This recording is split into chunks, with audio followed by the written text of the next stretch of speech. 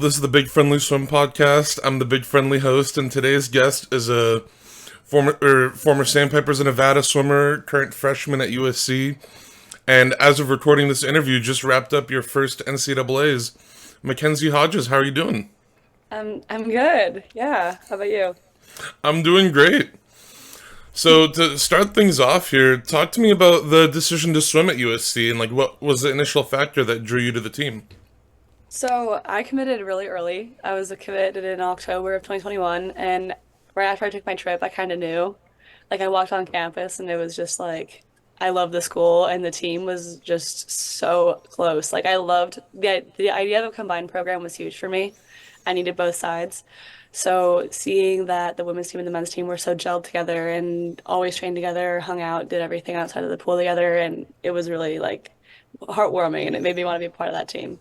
So, Now USC, I'm not sure if this is the pool that you guys swim in the same 1984 Olympic pool, um, or is one of if you guys have multiple pools, is it one of the pools that you? I'm not sure I where that don't, pool's at.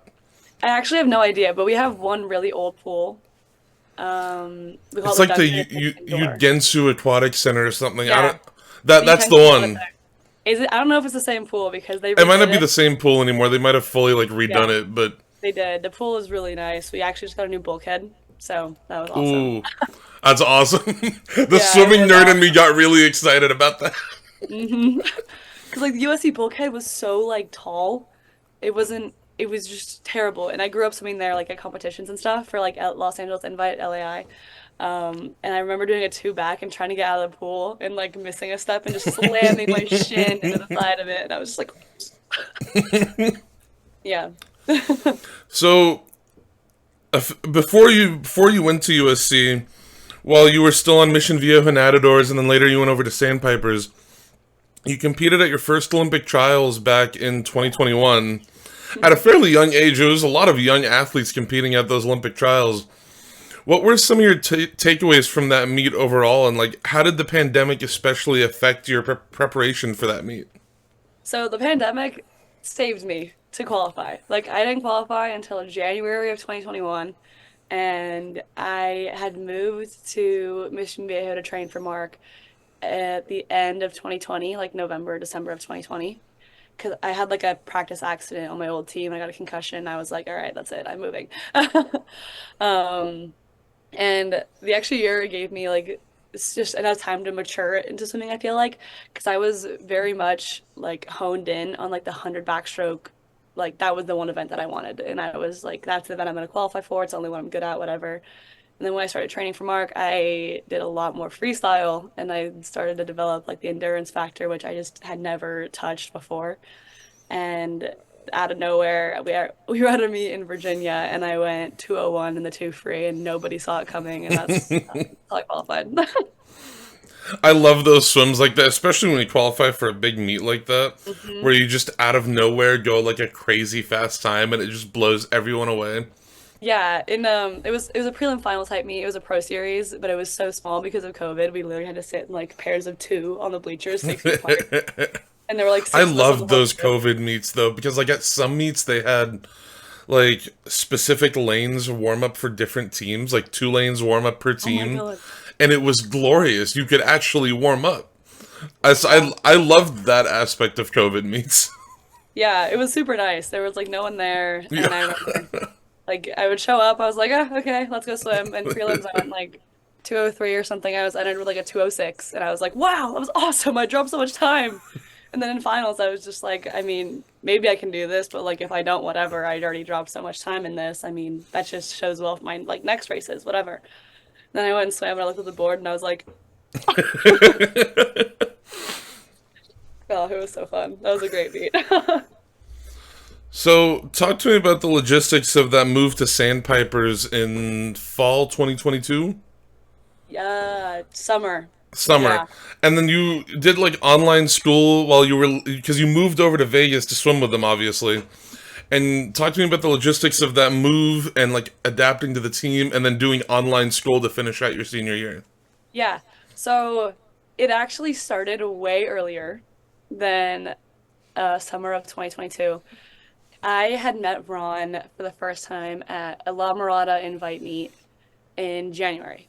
And I had always had like in the back of my mind, like Sandpipers, that'd be so cool. Like they're obviously super fast, and I've known Bella and Katie and even Paige since I was like a little kid. Like we'd be racing each other all the time, and um there was I can't remember a time where I beat them. I don't think I ever did, but I had always been racing them, and I like it was always like a lingering thought. And then I went up at this meet, and I was like, Bella, I'm kind of thinking about this. Like, I kind of want to do it. And then I went up with her and I said hi to Ron, and I was like, Hey, Ron, I'm Macky Hodges. I swim for Mark, whatever, da da da. And if there's room on your team for one more, I'd love to, like, if you'd have me, I'd love to move to Vegas to train for you. And he was like, Well, um, send me an email. We'll get you in contact with one of our coaches. The coach that helped us the most was Michael. He's like the guy that coaches the group right under Ron's group. It's kind of like the feeder group. I met him actually. I'll tell you a story Yeah. about that after you're done.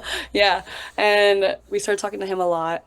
And at first, they were going to put me with a host family, which ended up kind of falling through, whatever.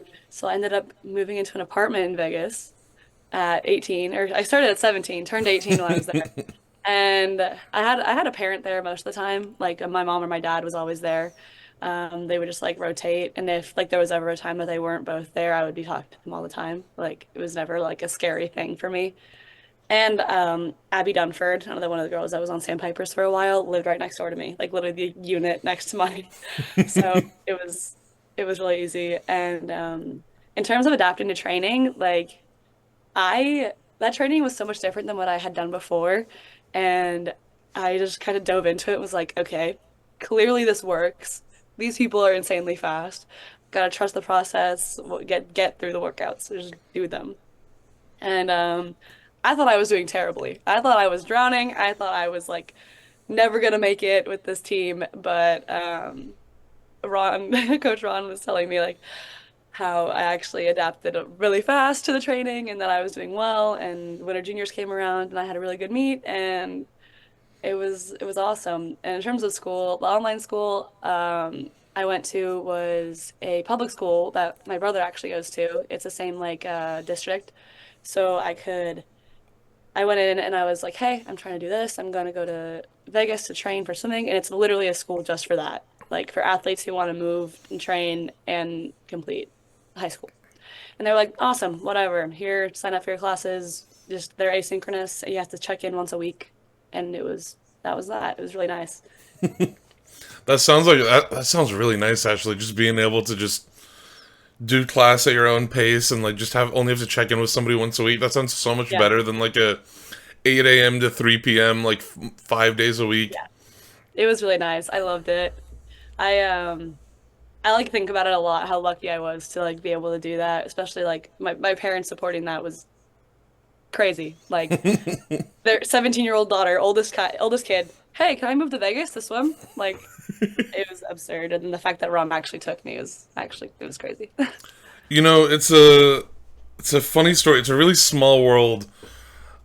Can I ask, did you happen to be there in like June 2022? I moved in July 7th. That was the day that I left. So I was there about a month before that because I have an uncle who Oh, lives down the street from like the Pavilion Aquatic Center, like the indoor one. oh, Palo Verde High School. Yeah. Yeah. And Yeah. no, it's like a facility, like a lap swim facility that Sandpipers practices at. It's got like a 50-meter indoor pool. Yeah. There's a lot of those. I don't know why I Too. said that We to have try to Desert be. Breeze, and then we have Palo, which is like same thing, but Yeah. gotcha. And I went in there one morning to swim. It was like 6 in the morning, and I'm like, oh, Sandpipers are here. And I went up and I introduced myself to the coach, who was Michael Kinross. Mhm. And I chatted with him, and he was like, oh yeah, come swim with our college away group. So I went and swam with their like college group later that day. And then I got to go watch a practice. Ooh. Because he found out that I was a coach. He looked me up, found out that I was a coach. And I got to go watch like their top level group practice. Yeah. So I watched, I think it might have been Luke Ellis. I watched them go 3100s freestyle on the minute Hmm. and he held 56s the whole way. Yeah. Yeah. Yeah. But short story long, I noticed how good those coaches are, the Sandpipers coaches are at motivating their athletes. Yeah, that was a whole thing. They are so good at motivating you without like barking at you or yelling at Yeah, you or making you like it's not like the motivation you get when you're angry and you want to swim fast. It's the yeah. motivation of like I want to swim well. This is why I want to swim well. Like I know that I want to do it for me. But then the coaches just know how to get it out of you in the healthiest way possible. That's what I found out from training with Ron over the past year. There was like a brief, like a couple 100s where he fell off from 56 and he went like 59 00 101. Yeah. And Michael, he stopped him, and I saw him like, because I was on the pool day just like watching for like 2 hours. And I watched Michael, he stopped him and chatted with him and like just gave him some positive words of motivation. And told him, Hmm. let's take this 100 off, just reset, recuperate. And it's always the mark to me of a good coach who can motivate their athletes and get them to swim fast and get them to want to be at the practice Exactly. without being, pardon my French, without being an asshole. Yes. And especially doing practices like that. Like you know these kids are working so hard and doing Yeah, like crazy workouts, but they want to be there. Like yeah, it and that friend group was so tight too. Like there was 10 of us and it was really cool to be a part of well, getting there and like getting into that friend group was a little like weird at first for me just because I mean I was on the same team for like 8 years and then I had Ron or not Ron, I had Mark for two, Mark Schubert, and then I had gone to Sandpipers, so it was like remaking like that connection with your teammates again, which takes some time because yeah. Oh, we were so definitely. tight before I got there. So it was like a little weird at first, but then Bella kind of took me under her wing and I gelled with everybody. It seems like they've got a good group of leadership on that team, and like I've found at least like my own personal experience in like my club team, I found that like having that leadership on this and like the senior most athletes, it Mhm. trickles down. If like the oldest athletes on the team are setting a good example and including people and making everybody feel welcome, the next generation of athletes will do the same thing, and it's just an Exactly. endless positive cycle. Yeah. So last summer you competed at the World University Games, which traditionally is an event that USA Swimming focuses on. Yeah. With the packed calendar year because of all the COVID delays and everything that went down, it wasn't really something that the US, I don't want to say it wasn't really something that they cared about. It just wasn't Yeah. something that they like put any, Hyper focused on. yeah. Yeah, So no. talk to me about the process of getting to the meet and like some of your favorite memories and experiences of actually being there. Okay, so I was going into nationals like scared out of my mind because I wanted to make a team so bad. And I had never been below 2 minutes in the two freestyle. I went 200 in April of like 2021 and then had never like literally 20000. That was my best time for two. I remember seeing that actually. And I was like and I was super close to like going a best time in season. So I kind of knew going into the meet, I was like, okay, I can do this. Like I just have to I have to put the race together, get out of my own way, like whatever. So I'm getting ready for this meet, and I get a text from Pete, my like Pete Richardson, my coach right now, because he was one of the head coaches on the WUGS trip, and he's like, "Hey Mackie, we're putting together a team to go to World University Games over the summer. We think you'd be a great fit for the squad. Like, let me know what you think, like whatever." And I was like, "Awesome, great, like I'm in, 100%." Called my parents, asked them, they're like, "Yes, you can do it, 100%." So I told them I was in. But there was a thing where if you made another team and wanted to go to that trip, you were allowed to. Like that wasn't something that I was worried about because they said that if you make like Pan Am's team, you're allowed to cancel that WUG trip and go to Pan Am's instead. Like that wasn't a huge issue. So we went to nationals that year. I think I got like 13th or something. I missed Pan Am squad by like a spot or something in the 200 free. And honestly, if there was a time to miss a team, that was totally okay because the WUG trip was so much fun. Like it was my first time like really like getting out of the country. I guess I mean I've been to like the Bahamas, but that doesn't really count, I don't think. So yeah, like the actual like going to China part was crazy. I was like the culture shock was like um but I mean, I made some like lifelong friends on that trip. We actually at NCAAs, all the girls that went on that trip, we all took a picture together, and we still have a group chat that is super active. And I mean, the greatest thing about that trip was definitely the people. And there was a couple great swims. Like our 4IM girls went like second and third behind China's top girl that they brought, and it was super cool to watch. And I think my favorite memory though is the 4x200 relay that I got to be. I was really lucky to be part of that. We went in not supposed to like medal or anything. Like we just were not on like the we no one's radar. Nobody like thought that the US was gonna medal in a relay. So we go into finals, and I'm on this relay with a bunch of girls who don't think they're 200 freestylers, but they definitely are now. It was it was me, Paige McCackern from UCLA, who just crushed it at NCs, Megan Van Berkom, who also crushed it at NCs, two 4IMers, and then Amy Tang, who's like Stanford sprint queen, love her. And She we're all just getting finally went a lifetime best. I remember this very specifically. She just finally went a lifetime best in her 50 free after like 5 yeah, years or something crazy. yeah, she's awesome. I was super happy for her. But we're like getting ready for this relay, and we're back there. We're like, okay, guys, we got this. Like, we're just gonna stay in it. Like, we can do this, whatever. And I asked the head coach if I could go third. Like, I remember that vividly. I was like, put me third. I love swimming people down, and I think if I'm third and I'm close enough, I can do it. And then leave it to the anchor just to hold on to the leg. Like, right. So I dive in. I'm in fourth by like a good body length and a half, I would say. And I'm swimming my race, and I remember the first 50. I'm just like, Mackie, do not do it on the first 50. Do not, do not swim this race the first 50. So I'm going, I'm looking, and I'm seeing everybody, and I'm catching up. And it was like us, Japan, South Africa, and China. And China sent like this cracked relay. It was like Zhang Yufei, like, oh They God, it they was, sent like their A team to that meet. Like yes. they were the host country. They wanted to make sure everybody knew it. Like Shin Haiyang was swimming breaststroke at this meet. He was killing everybody. Like it was crazy. I was so cool to watch that. So I dive in and I'm going flip at the 100, and I'm like even with Japan and South Africa, and then China's like up here, like a little bit farther in front, and then I'm over here. And I'm just racing Zhang Yufei. That was the girl I was third for them. So I flip at the third 50. I'm like dead even with Zhang Yufei. She was like point 0.2 ahead of me. My fourth 50 hurt a little bit, but she ended up getting me into the wall, which was whatever. I touched second for my team, and our anchor like dives in, kills it, goes to 201 in the two free. And this girl had never been that fast in the two free in her life. Like, are the two 4IMers were both like 201, 200, 200 freestyles, which they didn't think they were gonna do. They crushed it.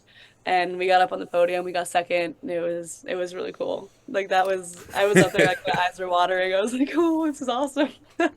You know that like that story gives me the same vibes as I talked with Hunter Armstrong a few weeks ago, and he was telling me about the 4x200 free relay at Doha, and how it was a similar story of like, I mean, you had like Carson Foster on there, 200 freestyle. You had Luke Hobson on there, 200 freestyler, and then Johnston you, got long freestyle. yeah, like you got a 1500 swimmer and a 400 IMer, and you got American record holder in the 50 back, and like Yeah, that's gold crazy. medalist at that meet in the 100 back. It gives me the same sort of like vibes as that, because it's like everybody just kind of got up and had some fun Exactly. and won a medal. Like it's always so much fun to see what people can do when they're just having a good time and just Exactly. taking everything in stride. I totally agree. And relays, I think, are just it shows you who people are. Like if you can get up for a relay and something you don't usually swim, it's just like you're doing it for your teammates at that point. It's like a magical thing to me to be able to like pull a magic swim on a relay leg, because like I have had something this season where I just like I've had some good swims, don't get me wrong, but relay swims have been like the highlight of this entire thing. Not even just for me. We have another freshman. I'm sure you know who she is, Mina. She has had some crazy relay splits this season, like out of this world. Especially for her first year as a short course yards swimmer because she's from Hungary. And like this team especially has just so much heart and like gives so much to each other. Like this, the relays were incredible this year. Relays are just such a fun way to bring people together. Like, even if, especially if the team is really close already, it just Yeah. makes it like infinitely more fun to get up there and like swim all four of you together. Mhm. Hunter talked to me about like he was chatting with Carson Foster like before that relay, and he told him just swim it and start swimming hard at like the with like 125 meters left. And he went like 145, and this was a That's, guy whose yeah. flat start best was 153. And they put him on the relay? Yeah, I Oh mean my they didn't God. have anybody else. They just threw him on there in prelims, and he went 146. Oh, okay. Well, yeah, he And then already had content, huh? yeah, and then they put him back in finals, and he went a second faster. And That's I'm like, wild. what training did you do to put you as a 145 200 freestyler? Like a guy whose longest event is a 100. It just Yeah, was so funny to me when I saw that split. that's awesome. That's crazy. Oh my God. Whew. Yeah, it was such a funny meet. That's a lot of Uh faith in oh their own yeah. Oh yeah. in I mean, prelims he especially. delivered. He was He having a did. great meet. So he delivered in spades, but it was just it's never not gonna be funny to see Yeah. somebody drop like 8 seconds from their best time at a 200 just out of nowhere. Yeah. That's great. Oh my God. So this is a bit of a broad question, but what do you feel has been the race or the moment in your career or the experience you've had in your swim career that has developed that has set up your development the most as an athlete? I definitely feel like, well, one, that like 2 year slump in the two free, going that 200 in April as a 16-year-old and not being able to touch it until last summer when I went 158. Like, I feel that being able to push through that made me so much like made me so much stronger and it made me realize how much I actually do like this sport, regardless of what people the swimmers usually say after like the hardest workout of your life, like I'm done, I'm quitting, that's it. I realized that I do actually love this sport and it's something that I stuck with because of how much I wanted to get better. And I also think that my 400 IM at sectionals last year in December was a big one because I never thought I'd be doing the 4 IM at any level, like ever. My breaststroke is atrocious. Like, no.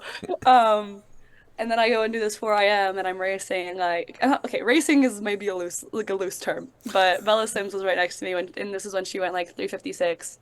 And then Claire Weinstein was in the lane over next to her and she went 407 and I came in at a 409 and I was like, this is crazy. I never thought I'd be going under 410 in a 400 IM in my life. So like seeing that kind of made me like open up my mind a little bit to more events, especially, coming into college. I'm like a Swiss Army knife at this point, and I just go wherever they need me to go, and I do what I can. So like being I'm able just to thinking back to like 15-year-old you who was like, I only want to do the 100 backstroke. yep, 100 backstroke, maybe the 200 if I'm Yeah. feeling lucky. Like yeah, it's and like the two fly too. Like I went 156 in the two fly that year too, and it was like it was so funny actually. We would do like backstroke training at Sandpipers, right? Obviously, Bella Sims, great backstroker. Um, and Katie Grimes, jeez. Oh. So we would do these backstroke sets, and they'd kill me in backstroke, and I'd be going like super slow. And so it got to a point where coach was like, "Are you sure you're a backstroker? Like, are you sure that's what you're good at?" And I was like, "I think so. I thought that's what I've been good at this whole like time, whatever." So I started training more fly, and like a little bit more fly, but not a lot. And when we were doing like event entries for junior nationals, he was like, "You're doing the two fly instead of the two back," and I was like, "All right, whatever you say. Like, I'll go do it, whatever." And I did it one time before that meet. I went like two to below or something in a tech suit at a random meet at the pavilion pool. Then from then on, I was like, okay, I can do this. 8 laps, butterfly, it's fine. Go into junior nationals, I'm like seated second to last. And I ended up making the A final at a lane eight, and I went like a 157 or something in prelims, and then I dropped the 156 in finals, and I was like, Coach, maybe you're right. Maybe I'm not a backstroker anymore. But the next week I went 154 in the two back, and he was like, okay, maybe you are. Like it was just it was a fun season to be able to do more than just the 200 freestyle, the 500 freestyle, and the 200 like backstroke as like my main races. When Yeah. yeah, the all around training was really helpful. You talked about that 400 IM. I had a teammate who went like 419 in the 400 IM, which like I swim at a community college. Yeah, To give you an idea of like time metrics, that's fast. that's Okay, cool. that's a fast community college time. Yeah, that is. I outsplit him on breaststroke. I never broke 5 minutes in the 400 IM. Yeah, see, I think that breaststroke split that I swam on that 409 is the best breaststroke split I have ever done in any race in my entire life. I think I was Probably like a one. lifetime best 100 breast too. Yeah, I was like a 114, and I was like, I'm done. My breaststroke career is over. Thank you. Goodbye. Uh, I remember like seeing that time. Like I don't think I've ever smiled so hard. Actually, this may be the second smile is like hardest smile I've had. That 158 at trials, I was like crying my eyes out. I was like, oh my God, I did it. That feeling of like finally beating a time. Hmm. I my like freshman year of high school, because I started club swimming very late. Like I started sophomore year of high school. Oh wow. Yeah. My freshman year in like the high school season, I went 26:10 in the 50 freestyle. And for me that was like, all right, I've peaked. I went 26:03 at my first ever club meet, and then I went everything from 26:03 to 26:10 for 4 years. It took senior year of high school. I was out for a week because I was sick, and I went and I came. I still went to the meet. And I was like, screw it, I'll just swim and see what I go. And I went 25:9, and I'm like, and then a month later I went 24:9, and I'm like,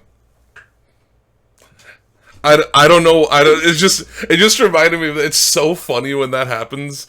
Yeah, When it's like so cool. after so long you finally like break through a time, and then you drop it pretty significantly after that. Yeah, like you go from 2 minutes to 158. Like, what is 159? Yeah, it just opens the floodgates to like, okay, now I know I can do this. Let's have some fun. Yeah, exactly. And it's just such a confidence builder too, because then you're like, okay, what I'm doing is working. Keep going. Like that two free definitely made me realize that I can in fact drop time and like Oh not yeah. just like it was just oh I remember looking at the clock and being like I had the same thing happen in my 100 freestyle. It was like my first 6 months as like a club swimmer, and my coach was training me to go under a minute in the 100 free because I'd never done it.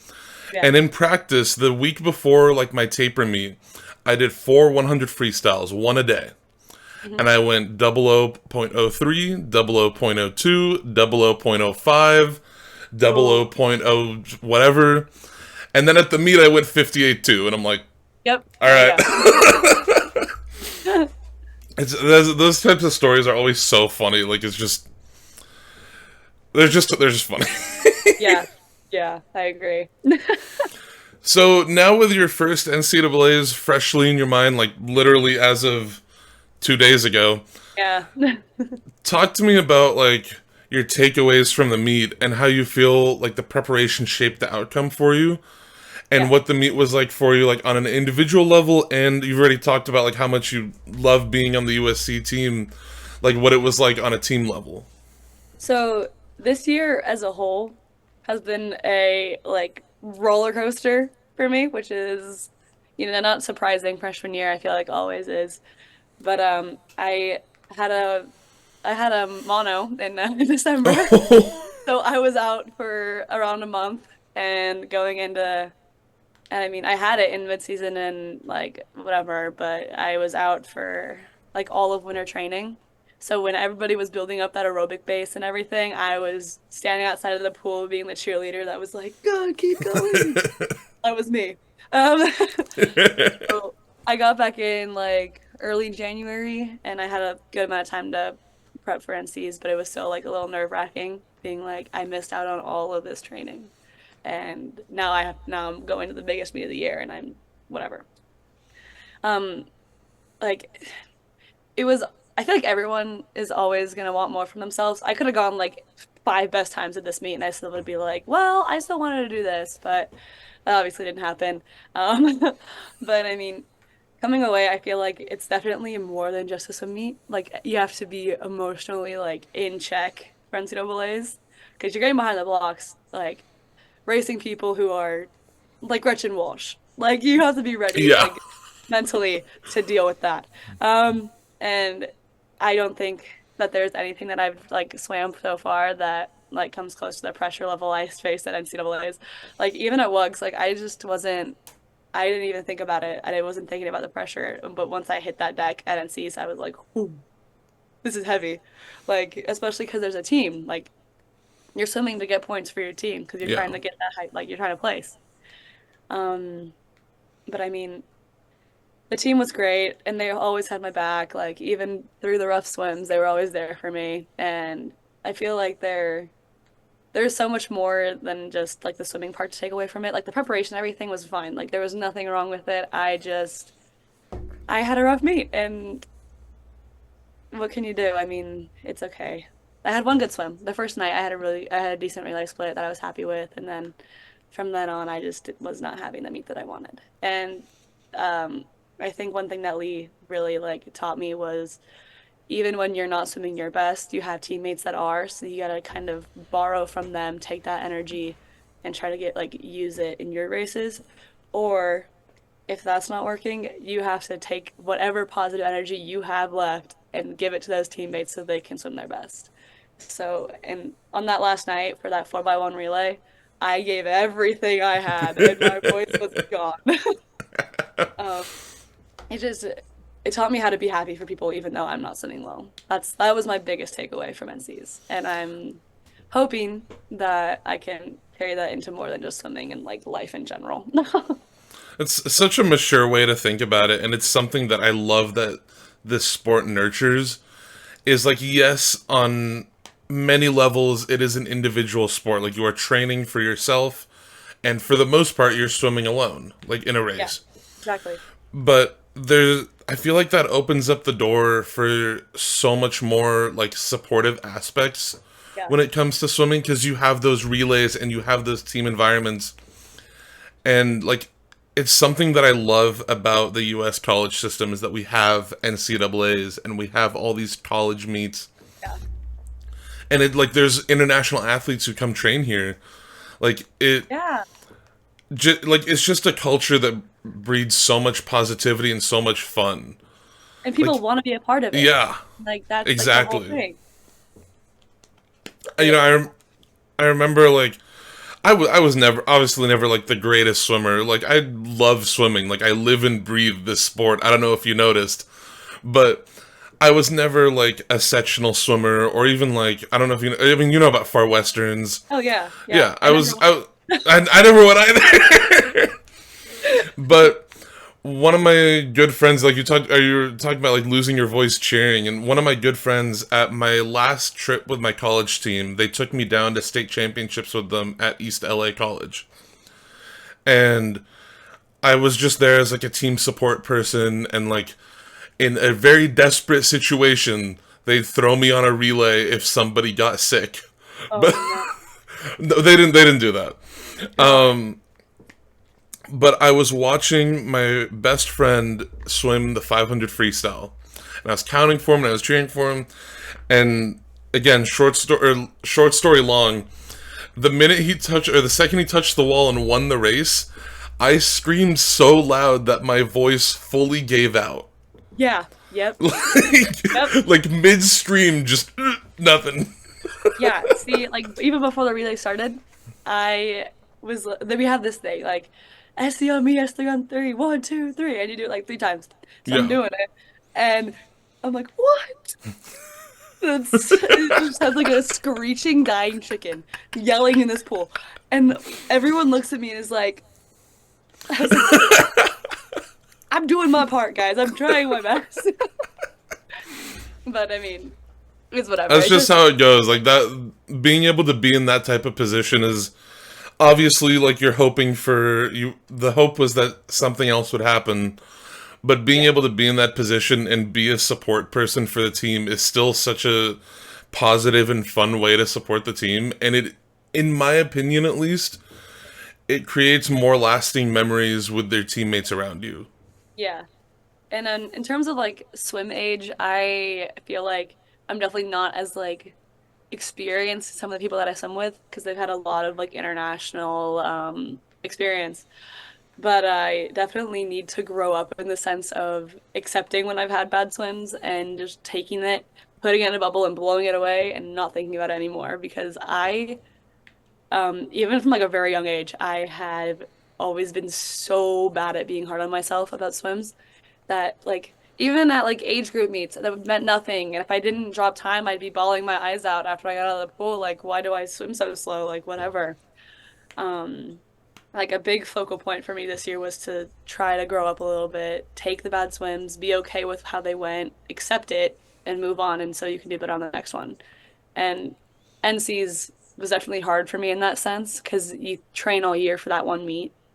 But I think by like day two, I was a lot better at like trying to, stay composed after those hard swims and try to support the people who I knew were killing it at this point, like that wanted the support and needed the support to keep doing what they were doing. So, I mean, I did what I could. I tried to be the best teammate that I could be. And obviously, I'm like a little disappointed with how I swam, but I mean, can't really change it at this point. It's something that's like a lot easier said than done to really be able to like push away those negative feelings after a bad race. Like I used to take my swimming way too seriously Yeah, in terms 100%. of like, I mean, like take it seriously in practice, like work hard in practice, but I used to take it way too seriously in competition. Like to the point that that same my best friend, the same person I mentioned earlier, he would be trying to talk to me behind the blocks for races, and like I'd be like, no, let me focus. And Locked like, in. Like, yeah. And eventually I rounded a corner where I'm like, okay, why don't I just like have fun and do the silliest things I can? yeah. So I'd get him behind the blocks with me. We'd like do goofy things behind the blocks together. I'd started wearing like the brightest colored swimsuits I could find, Oh my God. or like just full on dancing behind the blocks.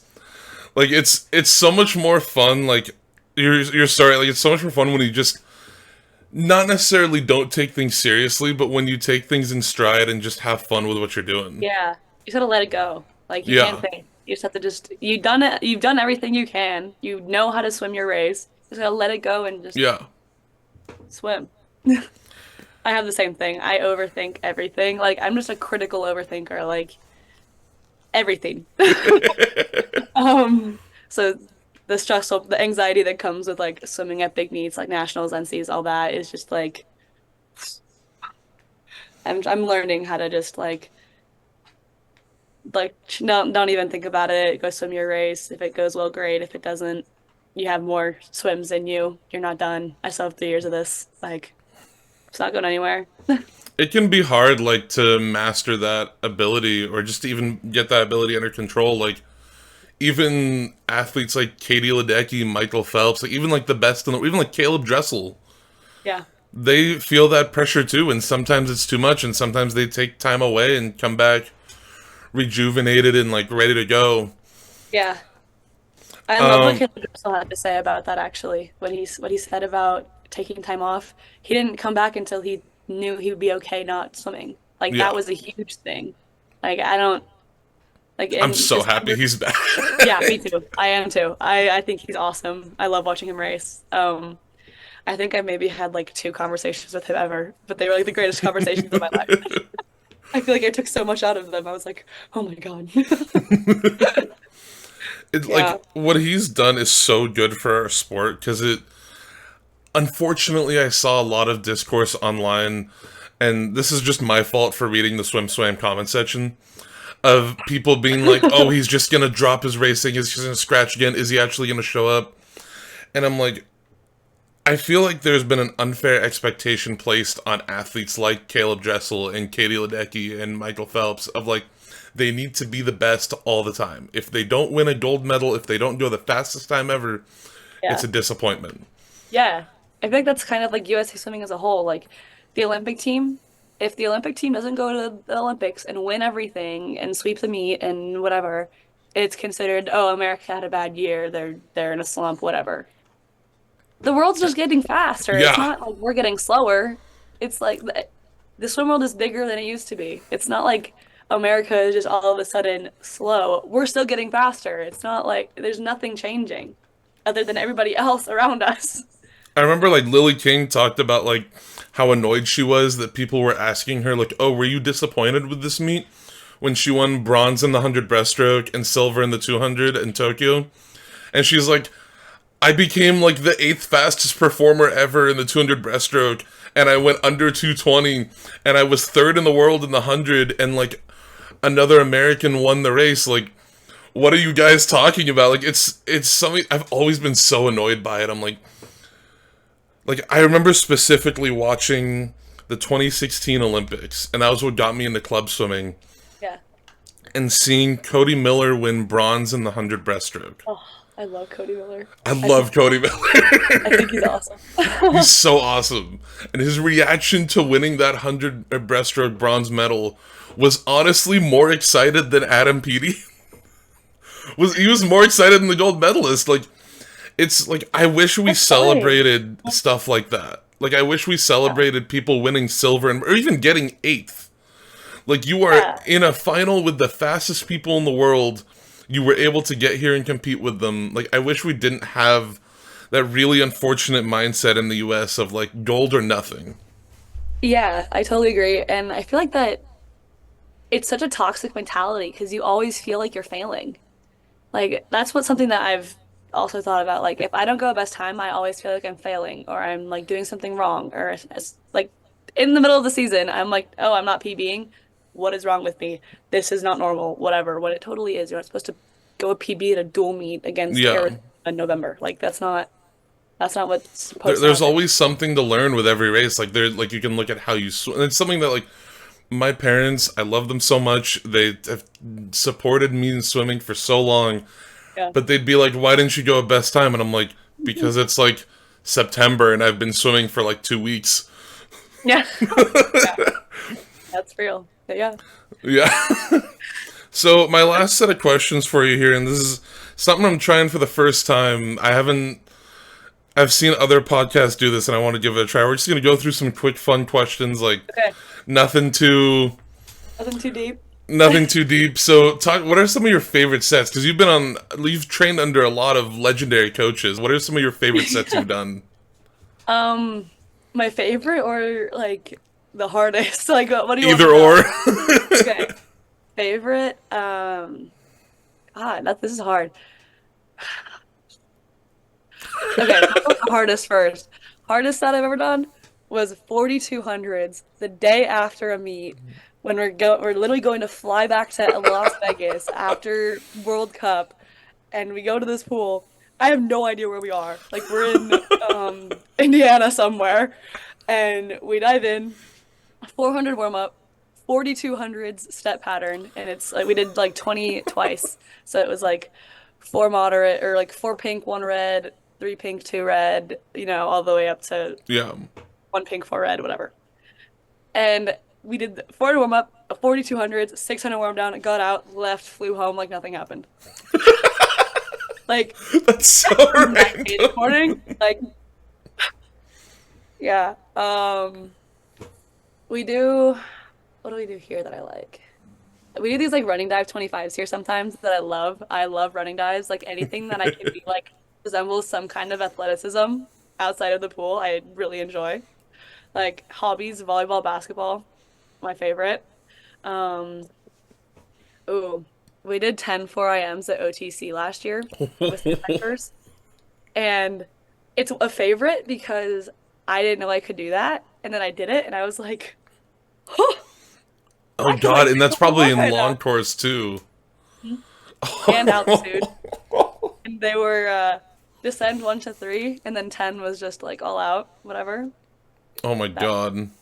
yeah. I would simply pass away after like two.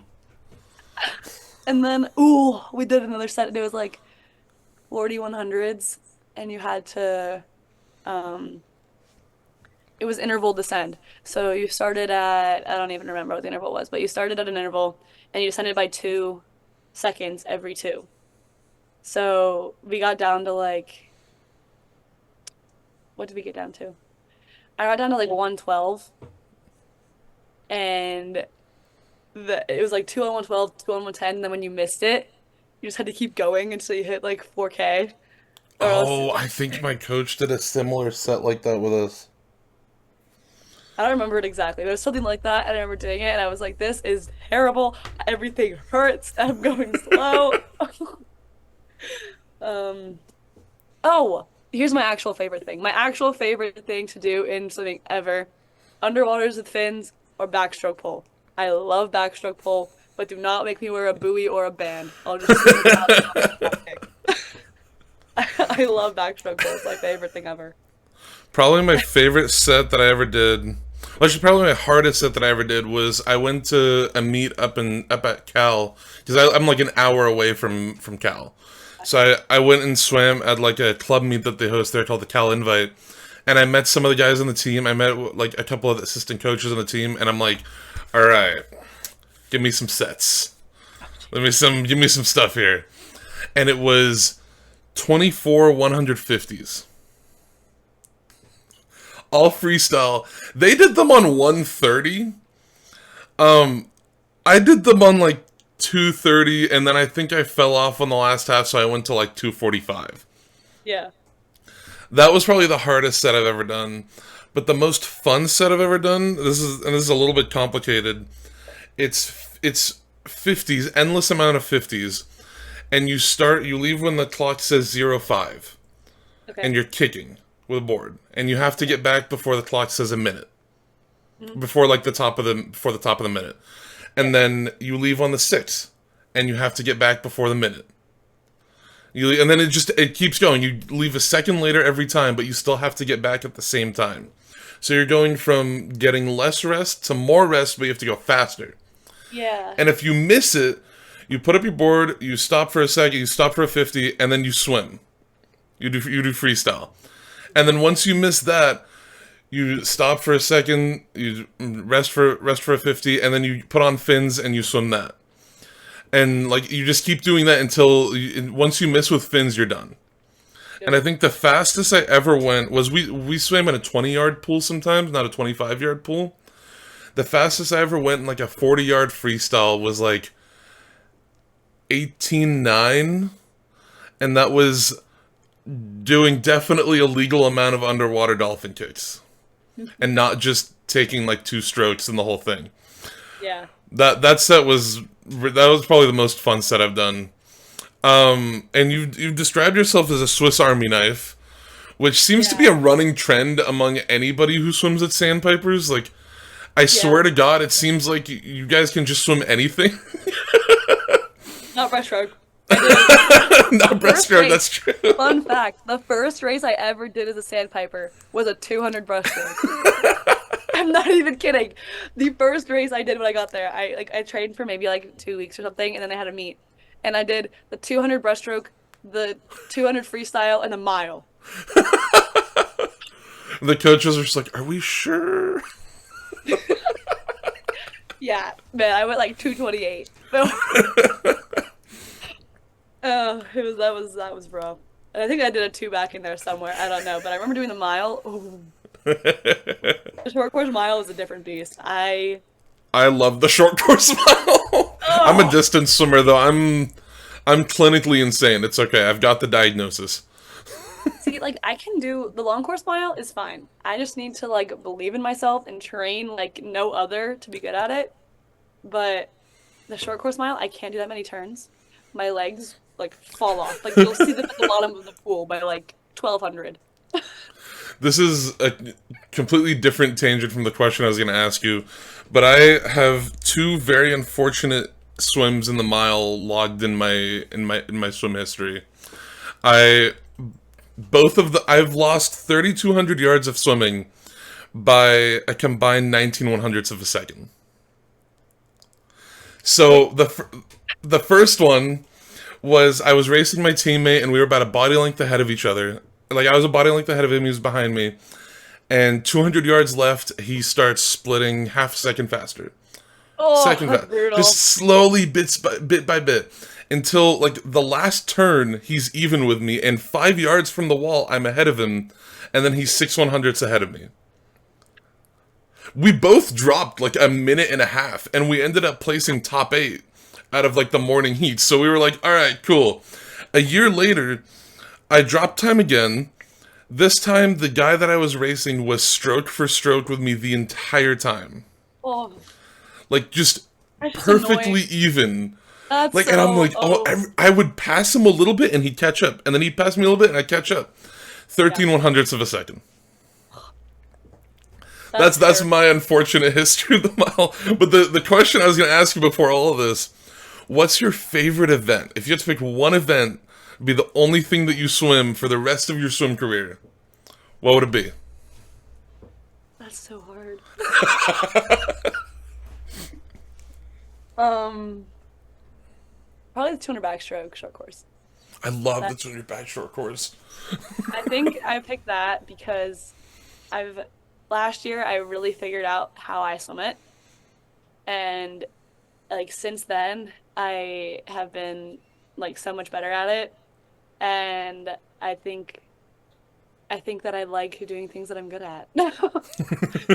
I always scare my coaches when I swim the 200 back because I'm one of those swimmers who negative splits it.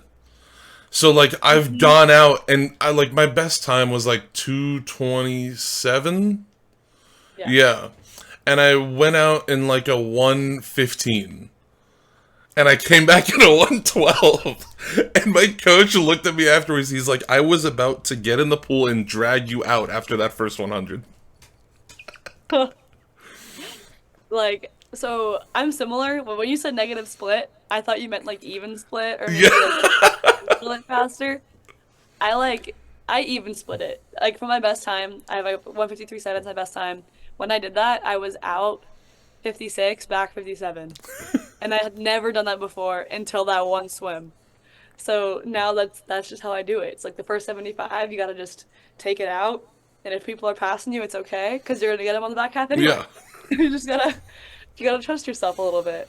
See, this was probably just my own inexperience in like racing, but I at some points in my high school swim career, I would go out slower and then my second 100 would be faster than my 100 backstroke best time like at that time.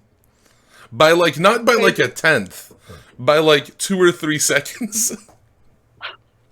I mean, the next day I'd swim the 100 back and I'd go faster than that time, but like Yeah. it was like that was probably just my inexperience in racing contributing to that happening. Yeah. My last question for you is just any sort of fun memories that you've got, like any of your favorite memories, because you've been on several teams with a lot of like great coaches and a lot of great athletes. Just Yeah. whatever your favorite memories that you've had to date in swimming. Oh, that's again so hard. Oh my God. Favorite memory. I think one of my favorites for sure is going up to Coach Ron after my 200 freestyle at nationals where I broke 2 minutes for the first time, and I had like tears in my eyes. I was like, I did it. He was like, you did it. And like everything that I could think of was like everything I did this past year, moving to Vegas, basically dropping my life and just picking up there. Like everything was worth it because that was the whole point of me moving there was to finally go up PB in the 200 freestyle because that was like my baby, that was my race. And then I did it, and oh God, like the feeling of just like relief. I was just like, oh. I don't think I've ever felt like that about swimming. Like there was never any like satisfaction in the sport for anyone, I feel like, especially the best. The people who are the best are never satisfied with how they swim. They always want more. And I feel like that was like one time where I literally just paused and was like, I did it. Breather. really happy with those, so I'm satisfied. I can sit back for like 2 days, and then I was like, okay, I need to get faster now. It's such a great feeling when like you finally have that breakthrough swim. Like I cried after I went Yeah. under 2 minutes in my 200 free because I did it in the most stupid way possible. I went from 2:05.9 to 1:59.3 in Yeah. one swim. And I went out in a best time in my 50 free, my 100 free, and then in my 2. And I remember flipping at the 100 and being like, all right, let's not mess this up. That's awesome. That's crazy. Going out in a 50 PB is awesome. It was by like a tenth of a second, but then my 100 freestyle split was like a full second under my best time, and I'm like, okay. Because I could see the clock every time I took a breath on like one of the ways I was going, and I'm like, okay, don't mess this up. Yeah, no, I definitely have had that like thought in races. I'm like, I think the two fly at junior nationals, I was like, at the 100, I was an eighth, and I was like, all right, girl, time to go. uh, oh my God, this is so fun. This was so much fun. I was so nervous before this. I try to do my best to make my interviews like obviously I spend a lot of time doing research and like making sure that I'm asking questions. Like probably the highlight of my life was Nathan Adrian telling me that I was very well researched in the stuff that I was talking to him about. That was a peak moment.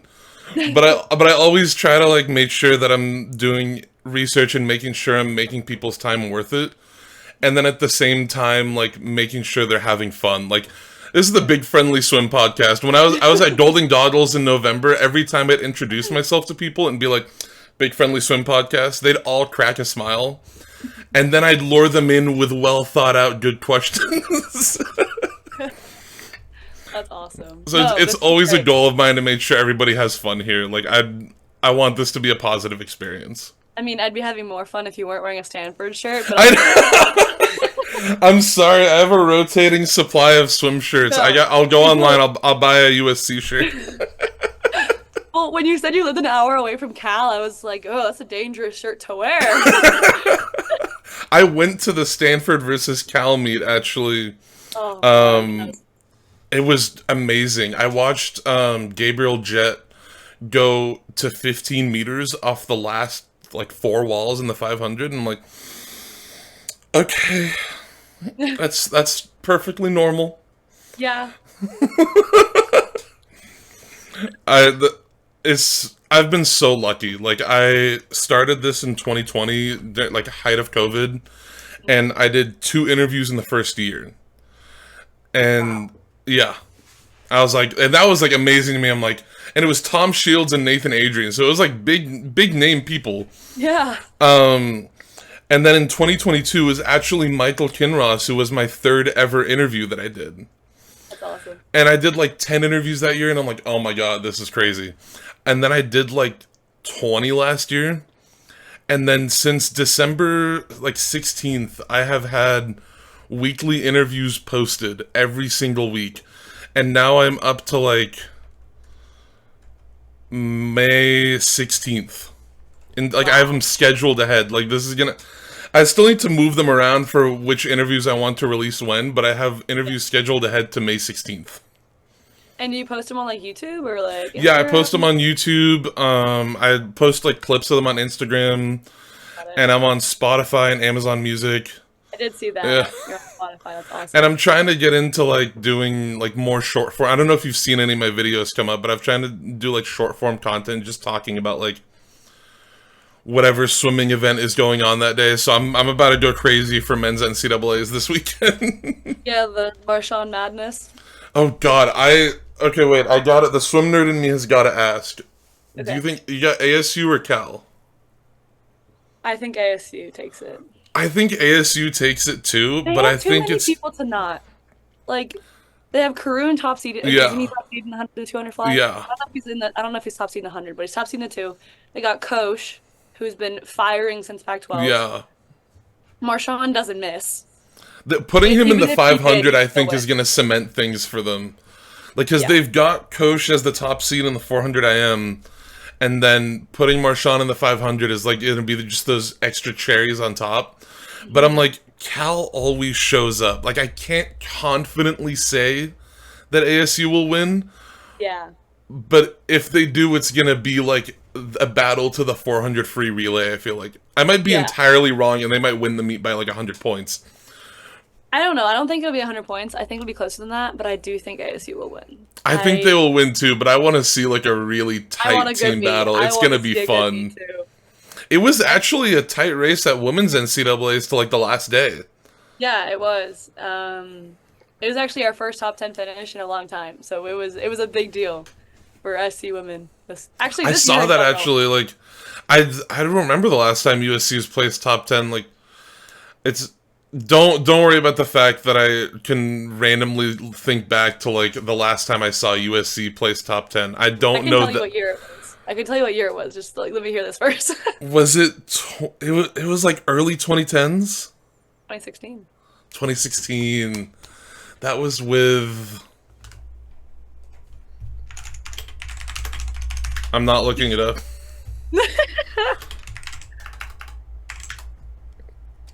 That was with. Okay, the only person I'm seeing here is like Kristen Vos. I don't know who these people are. This is 2016. This is 26. Yeah, sixth place. Yep. Yeah. I mean, like this year in general has been like huge for our team. Like we have never gone undefeated an entire dual meet season, and we did that this year. Last the first time beating Stanford since 1996. Like it was a huge beat. It was a huge season for us. Stanford. Yeah, Stanford. No, I mean like the, this has been such a crazy season, and it's just so cool to be a part of something like that memorable. Like the first time USC women have gone undefeated ever. And I think like you guys' head coach, she was hired on just a few years ago, right? Yeah. So it's probably fun to be in that like I'm not like rebuilding era is not the right word, but Yeah. just in that era of like building a legacy. Like I mean, 5-6 years ago, no one had any idea who Todd DeSorbo was. No one had any idea who the Virginia team was when he got hired on.